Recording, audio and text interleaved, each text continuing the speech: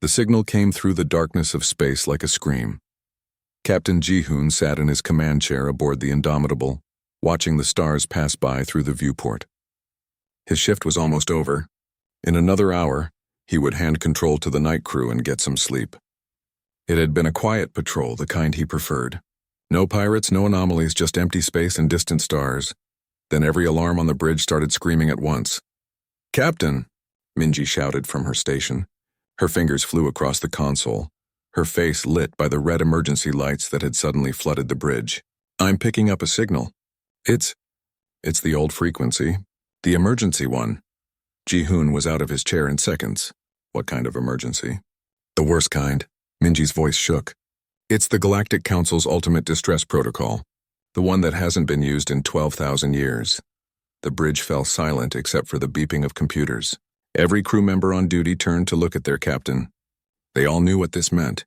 The Council only activated that protocol for one reason: extinction-level threats. Ji-hoon moved to stand behind Minji's station. "Play it." The speakers crackled to life. A voice spoke in the common galactic language, but the words were broken by static and what sounded like weapons fire in the background. "This is Talvena Prime Emergency Command. The Devourers have returned. Repeat, the Devourers have returned. All Council species are to evacuate immediately. Do not attempt to fight. Do not attempt to negotiate. Flee to the outer reaches and pray they do not follow. This message will repeat until..." The transmission cut off in a burst of white noise. Minji worked her console in silence for a moment. When she spoke again, her voice was barely a whisper. "Captain, according to the timestamp, this message has been broadcasting for 3 months. 3 months, and we're the first ship to pick it up." "That's impossible," said Soman from the engineering station. The chief engineer pulled up her own data. "The Council has thousands of ships, hundreds of colonies. Someone should have responded." "Unless they're all gone," Ji-hoon said quietly. The words hung in the air like a death sentence. Ji-hoon straightened his shoulders. "Minji, try to raise Talvena Prime directly. Soman, get me a communication line to Earth Command. Priority 1. "Sir, Earth is 6 weeks away at maximum speed," Soman said. "Even light-speed messages will take days to reach them." "I know." "Do it anyway. They need to know what we found." For the next hour, the bridge crew worked in tense silence. Minji tried every frequency, every communication method she knew. There was no response from Talvena Prime. No response from any Council world. The galaxy, once filled with the chatter of 1,000 civilizations, was silent. When Earth Command finally responded to their message, Admiral Hyun-woo's face appeared on the main screen. He looked tired, his gray hair disheveled like he'd been woken from sleep. "Probably had been, given the time difference."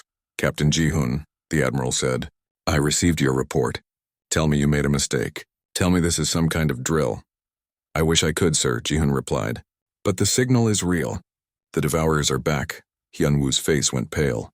The Devourers were supposed to be a myth, a ghost story the Council used to scare new species into behaving. They're real, sir, and according to the message, they've been active for at least 3 months, maybe longer. On the screen, Hyun-woo turned to speak to someone off camera. Ji-hoon could hear arguing in the background, multiple voices all talking at once. Finally, the Admiral turned back to face him. "Captain, Earth Command is divided on how to respond. Many of our leaders believe this isn't our fight. Humanity only joined the Council 50 years ago. Most of the older species still treat us like dangerous children. Why should we risk everything to save people who've never really accepted us?" Ji-hoon felt his jaw tighten. He'd expected this. Humanity had a long memory for insults and rejection. The Council species looked down on humans because Earth was a Class 12 Deathworld. They said humans were too violent, too aggressive, too unpredictable.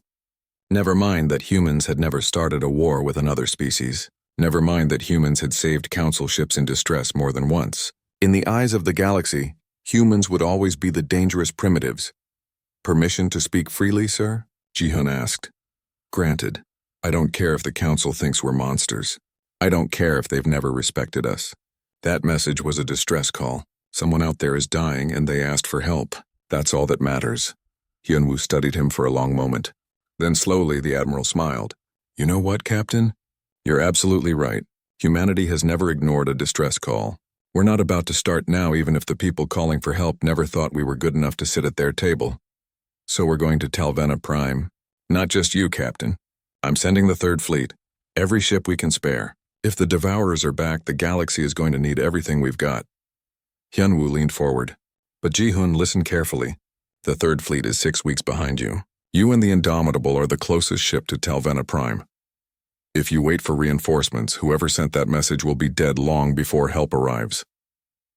Ji-hoon understood what the Admiral wasn't saying. Go ahead alone or wait for backup and let people die. Some choice. How long until we reach Talvena Prime? He asked Somin. The engineer checked her calculations. At maximum speed? 4 days, sir. But we'll burn through our fuel reserves. Won't have enough to get back without refueling. Then we better hope there's someone left to refuel us when we get there. Ji-hoon turned back to the screen. Admiral, we're going in. Hyunwoo nodded. I know you are. That's why I picked you for this patrol route. You're the only captain I know who's crazy enough to fly into hell itself if you thought someone needed help. The Admiral's expression grew serious. But Ji-hoon? If the Devourers are as dangerous as the old stories say, you might not make it back. Are you prepared for that? Ji-hoon looked around his bridge. Minji met his eyes and nodded. Somin gave him a thumbs up. Every member of his crew looked ready to follow him into the unknown. Sir, we're from Earth, Ji-hoon said. We've been preparing for fights we can't win since the day we learned to walk upright. This is just another day at the office. Hyunwoo laughed, but it was a sad sound. Good luck, Captain. And Ji-hoon? Make us proud. Show the galaxy what humans are really made of. The screen went dark. Ji-hoon turned to his crew. All hands, this is the captain. We're changing course for Talvena Prime. Battle stations in 6 hours. Get some rest while you can. We don't know what we're flying into, but whatever it is, we're going to face it together.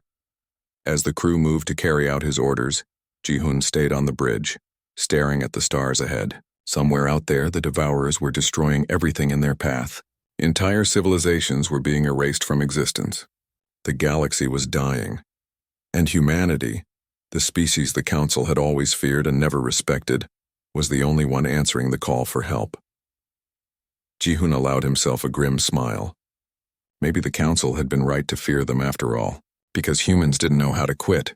They didn't know how to run. When someone called for help, humans came running. No matter the cost, the Indomitable turned toward Talvena Prime and accelerated into the darkness. Behind them, the distress signal continued to broadcast, bouncing through empty space, reaching nobody. But help was finally on the way. 4 days of flying through empty space felt like an eternity. The Indomitable dropped out of faster-than-light travel at the edge of the Talvena system, and what they saw made Ji-hoon's blood run cold. The viewing screen showed dozens of ships floating dead in space. Some were massive battle cruisers, others were small civilian transports. All of them were dark and silent, torn apart by weapons that left strange geometric patterns in their hulls. Captain, Minji said softly, I'm detecting no life signs from any of the ships. They're all empty. Somin pulled up tactical data on her screen. The orbital defense platforms are offline. Every single one. Whatever hit this place, it was fast and thorough. Ji-hoon studied the planet below. Talvena Prime had once been one of the most beautiful worlds in the galaxy, a place where representatives from 1,000 species came to discuss peace and trade. Now, even from orbit, he could see the damage. Entire cities were gone, replaced by strange patterns of ash and melted rock. Take us down, he ordered. Slowly. Keep shields at maximum and weapons ready. The ship descended through the atmosphere. The closer they got, the worse it looked. Buildings stood like broken teeth against the sky. Streets were empty of life.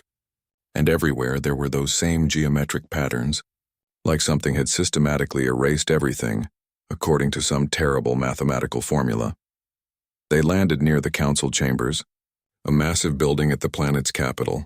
It was one of the few structures still mostly intact, though its outer walls were scorched and broken. Landing team assemble in the cargo bay, Ji-hoon announced over the ship's intercom. Full combat gear. We don't know what's down there.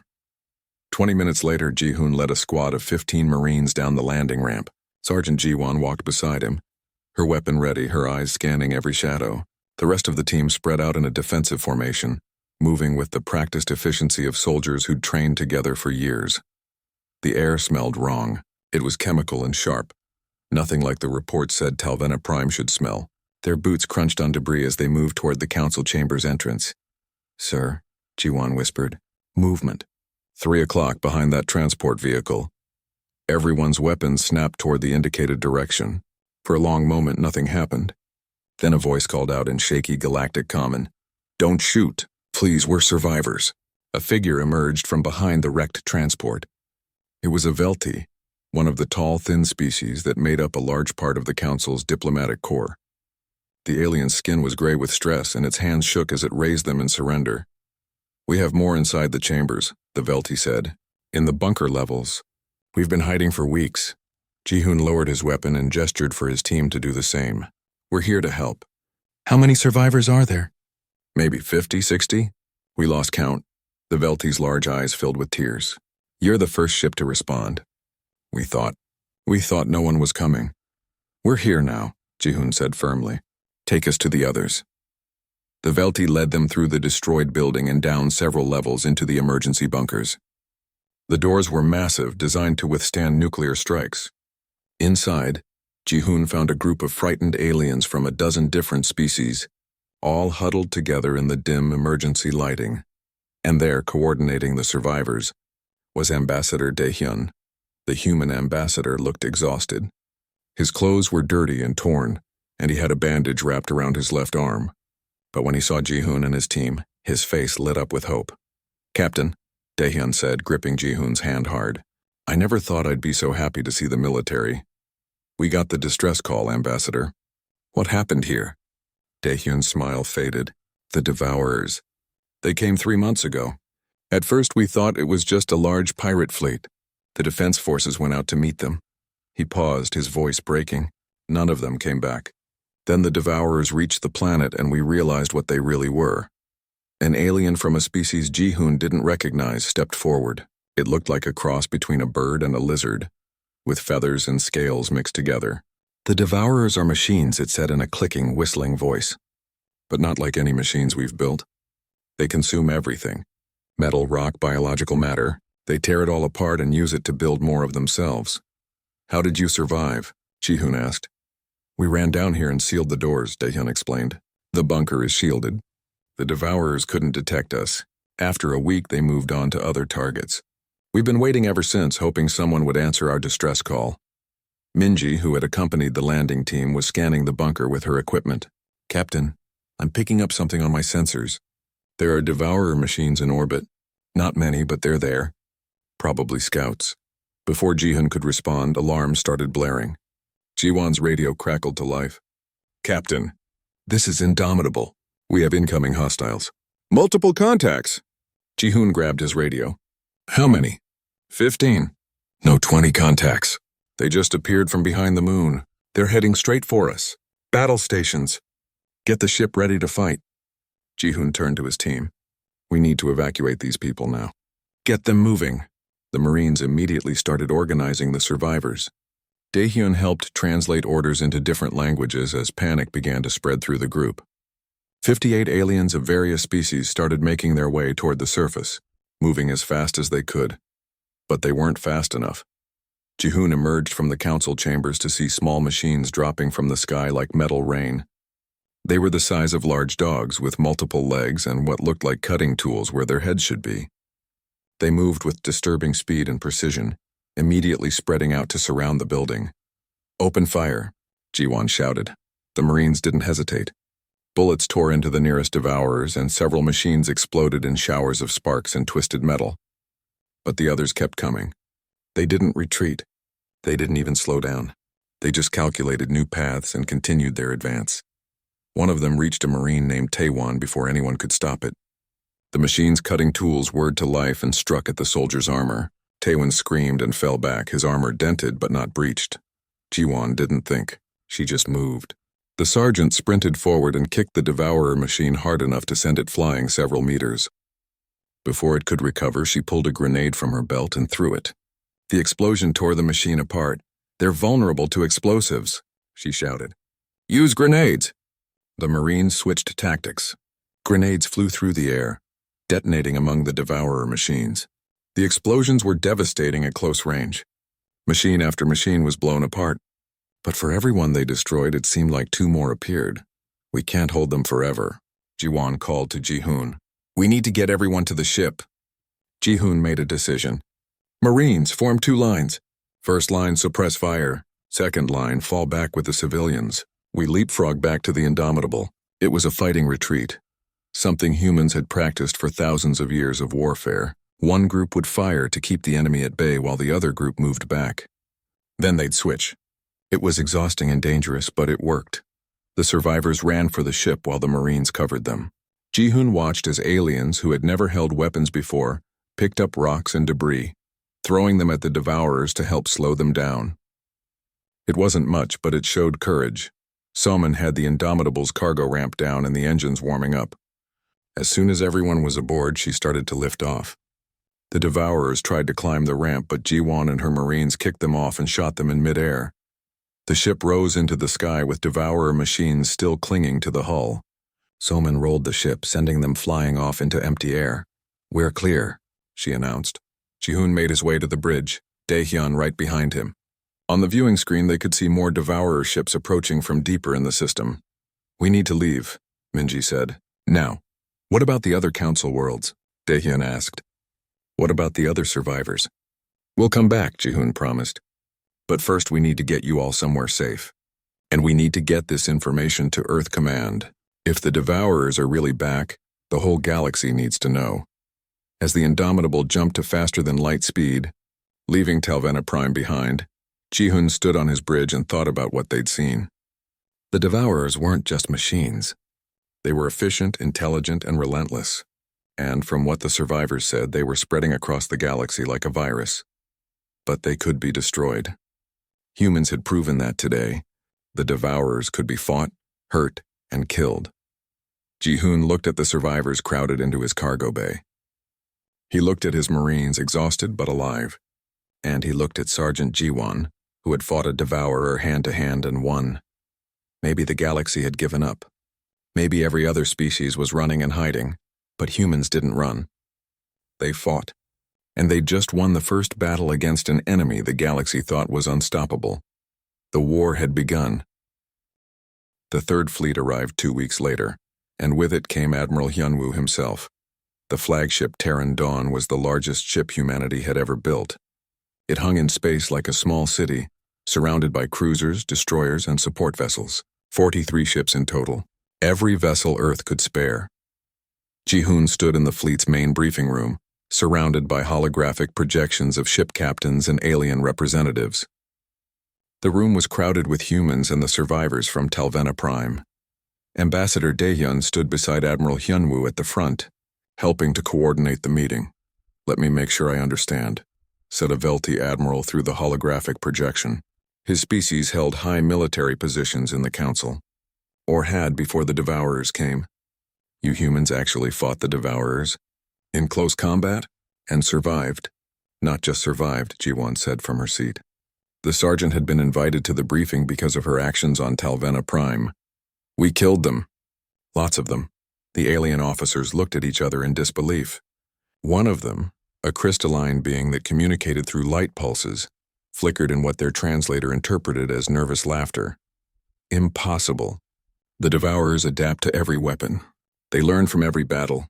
Hundreds of worlds have tried to fight them. All have failed. Because they fought the wrong way," said Minho. The tactical officer stood and pulled up data on the holographic display. Every species that fought the Devourers used the same strategy. Long-range weapons, energy shields, automated defense systems. The Devourers adapted to all of it because it's all predictable. It's all based on logic and efficiency. "And what would you suggest instead?" The crystalline being asked, its lights flickering with what might have been sarcasm. "Chaos," Minho said simply. "Humans didn't evolve on a nice peaceful world. We evolved on Earth, a Class 12 death world where everything was trying to kill us. We learned to fight dirty. We learned to use whatever works, no matter how primitive or brutal. The Devourers can't adapt to tactics that make no logical sense." Hyunwoo nodded. "Officer Minho has developed what we're calling the Deathworld Doctrine. A set of strategies based on how humans have survived against impossible odds for millions of years. We believe these tactics can work against the Devourers." "This is madness," said another alien commander. "You're suggesting we abandon millions of years of military evolution to fight like savages?" "I'm suggesting you fight to win," Hyunwoo said calmly. And if that means getting our hands dirty, then so be it. We've analyzed the Devourer units Captain Jihoon's team captured on Talvena Prime. Our scientists found weaknesses. The machines are strong, but they're not invincible. Yoonji, the ship's science officer, stepped forward. She looked nervous speaking in front of so many high-ranking officers, but her voice was steady. The Devourers are vulnerable to rapid environmental changes, extreme heat and cold, electromagnetic pulses, physical impacts at high velocity, and most importantly, they're vulnerable to unpredictable behavior. Their AI is designed to calculate optimal responses to logical threats. When faced with something illogical, they hesitate. That hesitation gives us an opening. So your plan is to be unpredictable? The Velti Admiral asked. Our plan is to be human, Jihoon said, standing up. We're offering to help. We'll train any soldiers willing to learn. We'll share our weapons technology, and we'll fight alongside you. But we do it our way. No more running. No more hiding. We stand and fight or we die trying. The silence that followed was heavy. Finally, Ambassador Daehyun spoke. The captain is right. I've watched humans for years now, serving as their representative to the council. You all called them dangerous, said they were too violent, too aggressive. Well, now that violence might be the only thing that saves us. I vote we accept their help. One by one, the alien commanders agreed. They didn't have much choice. The Devourers were spreading across the galaxy like a plague. In 3 months, 47 civilizations had been destroyed or scattered. The Council's remaining forces were in disarray. They were desperate, and desperate people did desperate things. The training began immediately. Sergeant Jiwon took command of a group of 50 alien volunteers. Most had never fired a weapon before. Some came from species that found the very concept of violence disturbing. But they were willing to learn. The first day was brutal. Jiwon ran them through basic combat drills that human Marines learned in their first week of training. Half the aliens dropped out before lunch. They said it was too hard, too painful, too frightening. Jiwon let them go without judgment. This isn't for everyone, she told the ones who remained. But if you stay, I promise you'll learn to survive. More than that, you'll learn to fight back. One of the volunteers was a young Velti named Kaleth. His homeworld had been destroyed by the Devourers. Everyone he knew was dead. He approached Jiwon after the first day, his body covered in bruises from the training. Why do humans train so hard? He asked. Why push yourselves to the point of breaking? Jiwon thought about the question. Because on Earth, evolution pushed us to the breaking point for millions of years. We learned that the ones who survive aren't always the strongest or the smartest. They're the ones who refuse to quit. We train hard because when the real fight comes, we need to know we won't break. We need to know we can keep going even when everything hurts and we're terrified. Kaleth nodded slowly. Teach me. Teach me to be like that. I will, Jiwon promised. But it won't be easy.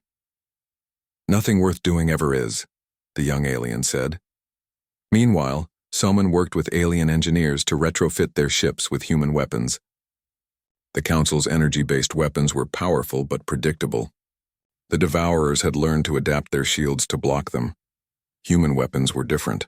Railguns that fired solid metal slugs at incredible speeds.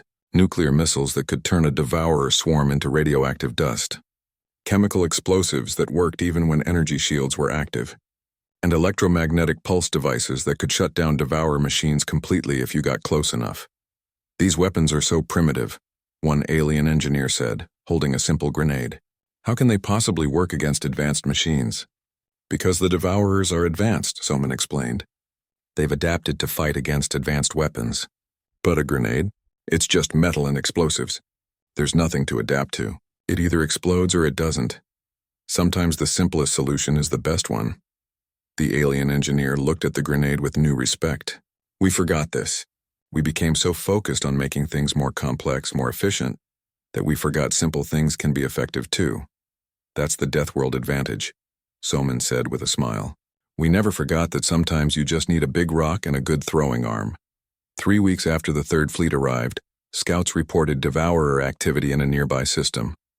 They were building a replication facility on an ice moon called Vendar 7. If the facility became operational, it would produce thousands of new Devourer units every day. We need to destroy it, Hyunwoo said at the tactical meeting, before it's finished. The system is heavily defended, Minho warned, showing the scout data. At least 50 Devourer ships in orbit. Hundreds of machines on the surface. Then we'll need to be smart about this, Ji-hoon said. He studied the data carefully. Vendor 7 was a frozen wasteland with constant ice storms and temperatures cold enough to freeze most liquids solid. The environment is brutal. That could work in our favor. How? Asked one of the alien commanders. The Devourers are machines.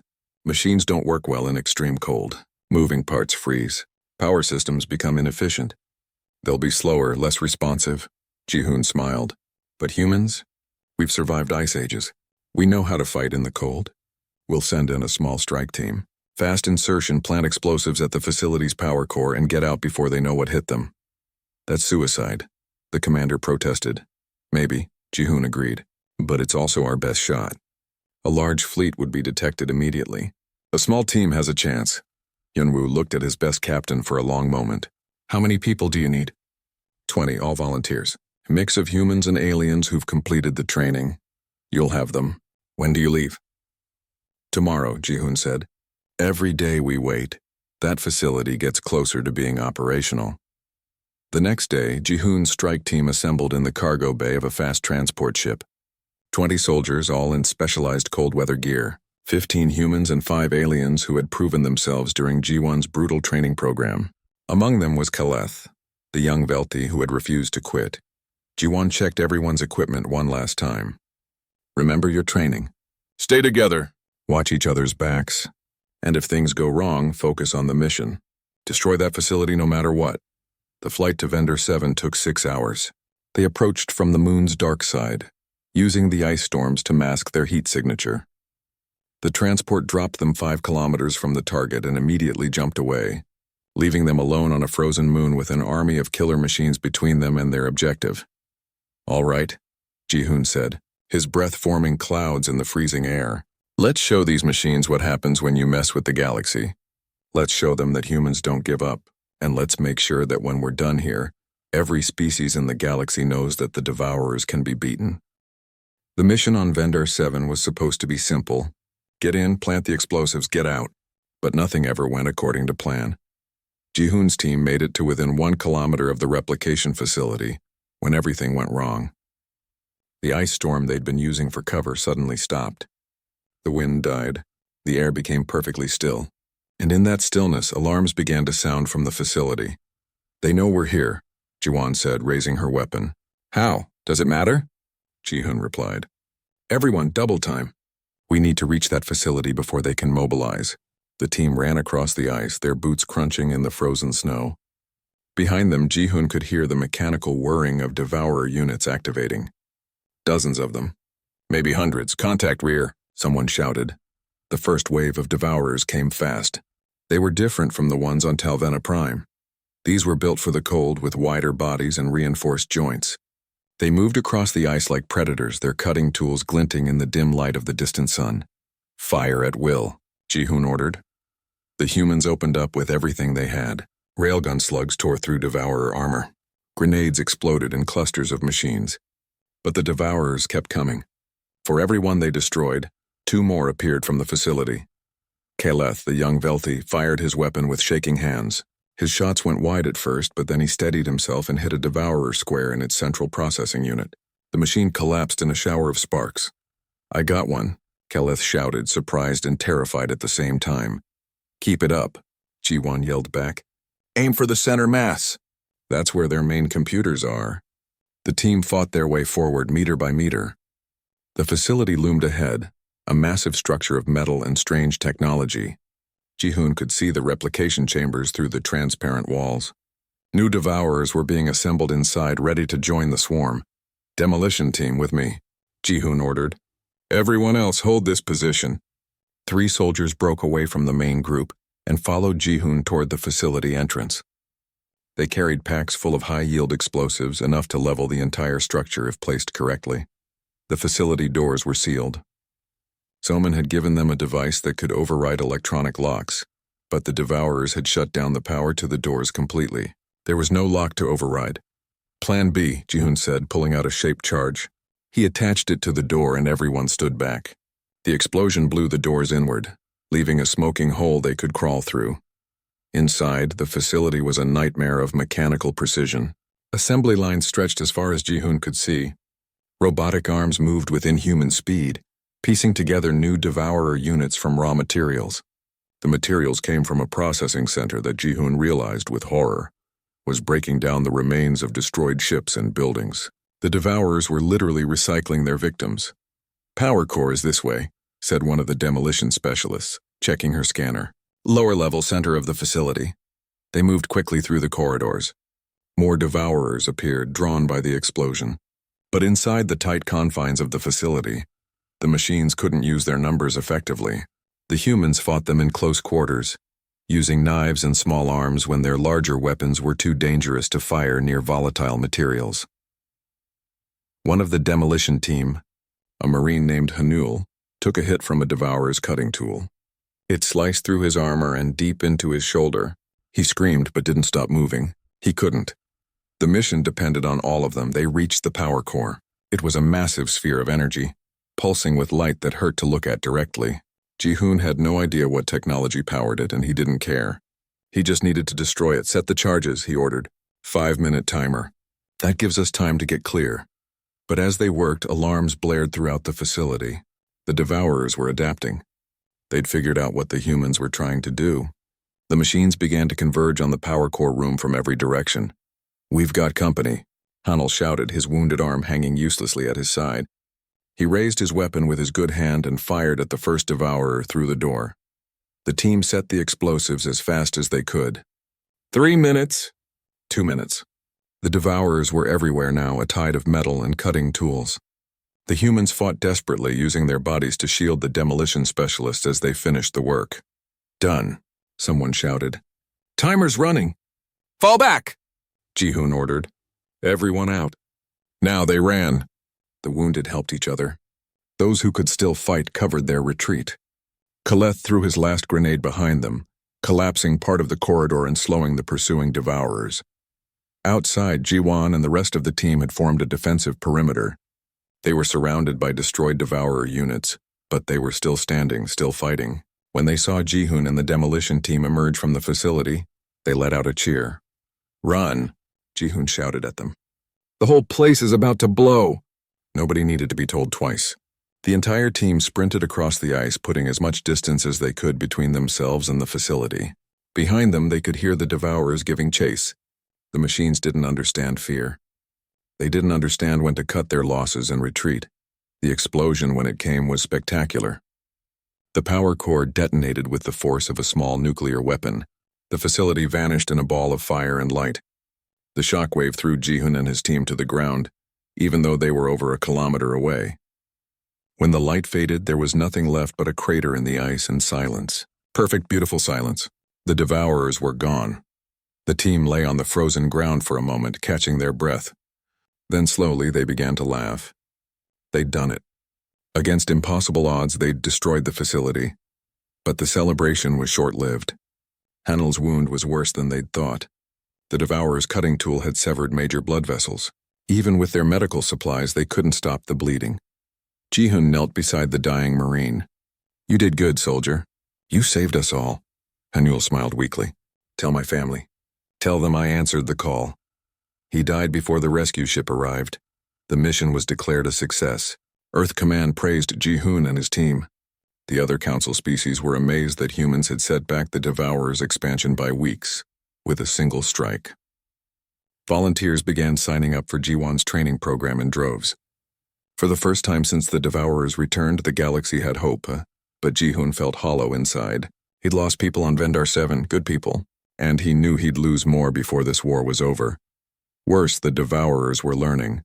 Yoonji discovered this 3 weeks after the Vendar 7 mission. She was analyzing data from recent encounters when she noticed a pattern. "Captain, you need to see this," she said, pulling up tactical displays on the bridge.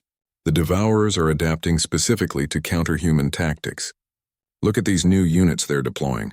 Reinforced armor against kinetic weapons, thermal insulation against explosives, and their movement patterns are becoming more erratic, harder to predict."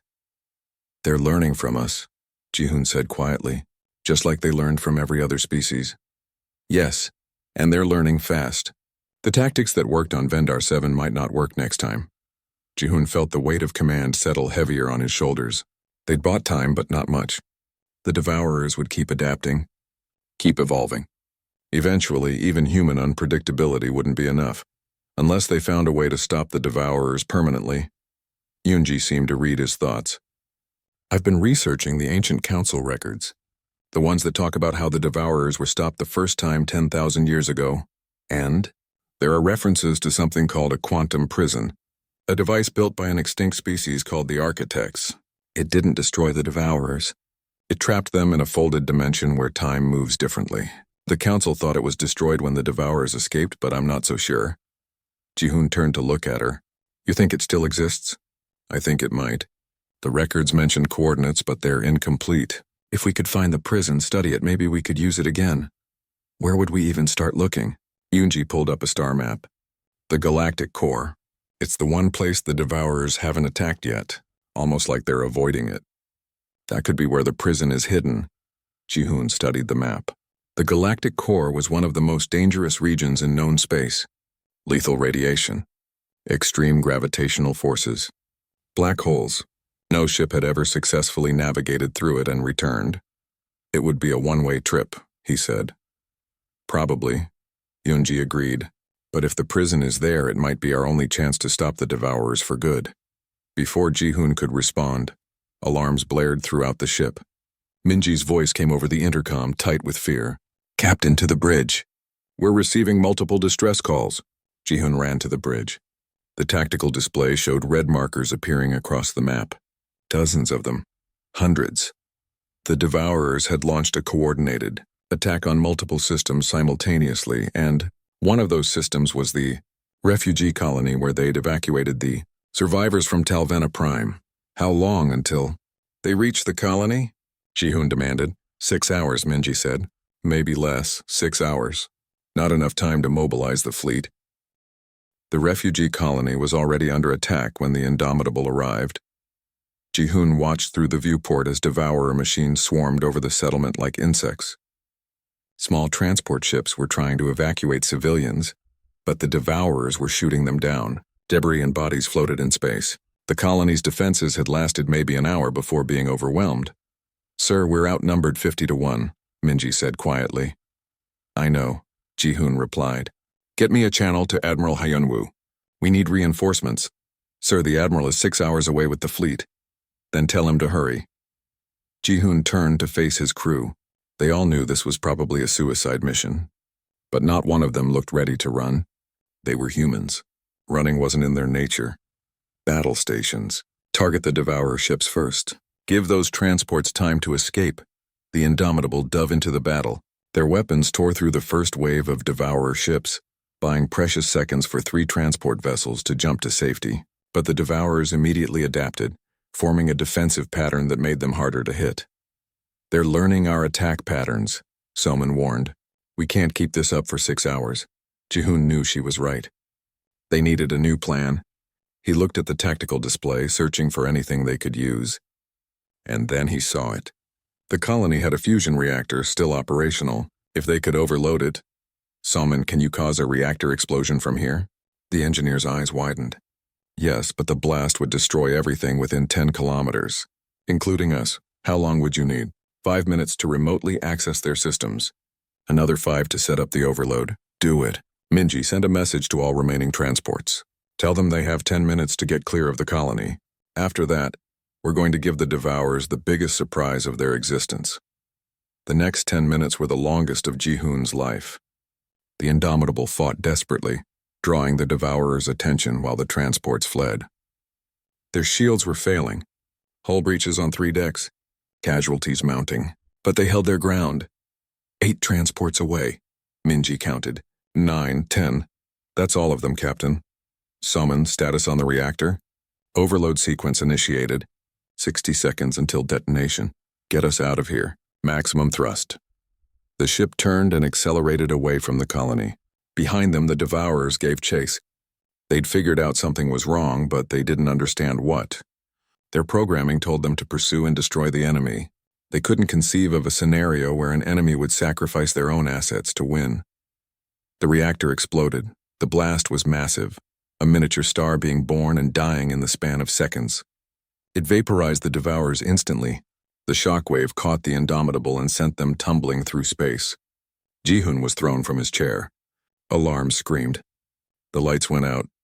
When Ji-hoon regained consciousness, the bridge was dark except for emergency lighting. He could hear groaning from his crew. Slowly, people began to move. "Report," he croaked. "We're alive," Minji said, sounding surprised by that fact. "Barely. Main power is offline. Life support is on batteries. But we're alive. The Devourers. Gone. All of them. The blast destroyed everything within 15 kilometers. Ji-hoon allowed himself a moment of relief. Then he got back to work. "And how long until we have main power back?" 2 hours. Maybe 3. Make it 2. The Admiral will be here soon, and I want to be ready to move when he arrives." But when Admiral Hyunwoo arrived with the 3rd Fleet, he didn't bring reinforcements. He brought bad news. "The Devourers have launched a full-scale assault," Hyunwoo explained via hologram. His face looked older than Ji-hoon remembered, worn down by stress and exhaustion.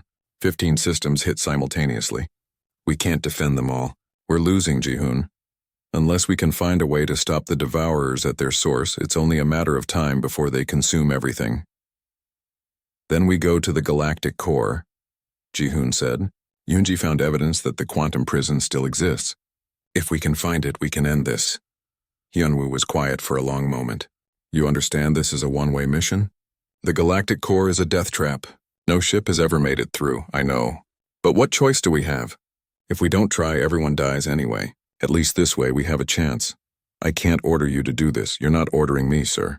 I'm volunteering." Hyunwoo nodded slowly. "Then you'll need a ship. Something small, fast, and tough enough to survive the core's radiation, and you'll need the best crew we have." Over the next 3 days, preparations were made. A ship was selected, a modified exploration vessel called the Valiant Promise. It was fast and equipped with the best shielding technology humanity had. But even with all the modifications, their chances of survival were less than 10%. Ji-hoon selected his crew carefully. Yoonji, because she was the only one who understood the architect technology. Soman, because they'd need someone who could keep the ship running when everything went wrong. And Yuna, a pilot whose reflexes were enhanced by experimental neural implants. She was considered reckless by most standards, but her flying skills were unmatched. The crew assembled in the cargo bay of the Terran Dawn for a final briefing. Also present were Ambassador Daehyun, Sergeant Ji-won, and Admiral Hyunwoo. They were there to say goodbye. "You don't have to do this," Daehyun said to Ji-hoon. "No one would blame you for staying." "Someone has to go," Ji-hoon replied. "Might as well be us." Ji-won approached and clasped his hand. "If you don't make it back, I want you to know something. I'm going to lead an assault on the Devourer main nexus. Buy you as much time as I can. If this is the end, we're going down fighting." "I know you will," Ji-hoon said. "Make them remember humanity. Make them understand that we don't give up." "Never," Ji-won promised. The crew of the Valiant Promise boarded their ship. As they prepared to launch, Minji came running down the corridor. She'd been recovering from her injuries and wasn't supposed to be there. "Captain, wait." She pressed a data storage device into his hand. "Messages from Earth, from families. I thought you should have them." Ji-hoon looked at the device. He could imagine what was on it. Children asking when their parents were coming home. Spouses saying goodbye. Parents telling their children they loved them one last time. He almost didn't take it. Almost said he couldn't handle that weight on top of everything else. But he took it anyway because these people deserved to have their voices heard. "Thank you, Minji," he said quietly. The Valiant Promise launched and headed toward the galactic core. The journey was a nightmare from the first moment. Space near the core was twisted, warped by the massive gravitational forces. Radiation levels were lethal even through their shielding. Yuna flew by instinct more than instruments, threading the ship through gravitational eddies that would have torn apart any other vessel. Days passed. They lost contact with the fleet within hours. There was no going back now. Only forward, into the unknown. Yoonji spent every waking moment studying the incomplete coordinates, trying to narrow down the prison's location. Soman kept the ship running, rerouting power from one system to another as equipment failed. Yuna flew until her eyes bled from the strain of the neural implants. Ji-hoon watched it all and wondered if they would make it. If this desperate gamble would pay off, or if they would die here in the darkness, their sacrifice meaningless. On the 5th day, they found it. The quantum prison hung in space near a collapsed star, massive and ancient. It looked like a crystal sphere, its surface covered in symbols from a language no living species could read. But it was clearly still active, energy pulsing through its structure in patterns that hurt to look at. "We did it," Yunji whispered. "It's real. It's actually real." They docked with the structure and Yunji led an exploration team inside. What they found was both beautiful and terrifying. The prison's interior existed in folded space, rooms that connected in ways that defied normal physics. And at its heart, they found the control chamber. Yunji studied the controls for hours. Slowly, painfully, she began to understand how it worked. The prison didn't destroy the Devourers. It trapped them in a pocket dimension where they could exist but never escape. And the trap could be reactivated, but there was a problem. "It needs a biological consciousness to initialize the dimensional fold," Yunji explained, her voice shaking. "The architects designed it so machines couldn't use it. A living mind has to activate it, and that mind will be trapped inside with the Devourers maintaining the fold forever." The crew stood in silence, understanding what this meant. Someone would have to stay behind. Someone would have to sacrifice themselves, not just their life, but their very existence to save the galaxy. Ji-hoon didn't hesitate. "Get back to the ship. That's an order." "Captain, no," Soman protested. "We can find another way." "There is no other way." "You know that." Ji-hoon smiled sadly. "This is my job, to answer distress calls, to help people who need it. All of you have families waiting for you." "I don't. Let me do this." Yunji was crying. "Sir, please." "Oh," Ji-hoon said firmly. "Take the ship and get out of the core. Get this information back to Earth. Tell them what we found. Make sure everyone knows that the Devourers can be stopped." He sealed the airlock before they could argue further. Ji-hoon returned to the control chamber alone. He placed his hands on the architect controls and felt them respond to his touch. The machine recognized his intent.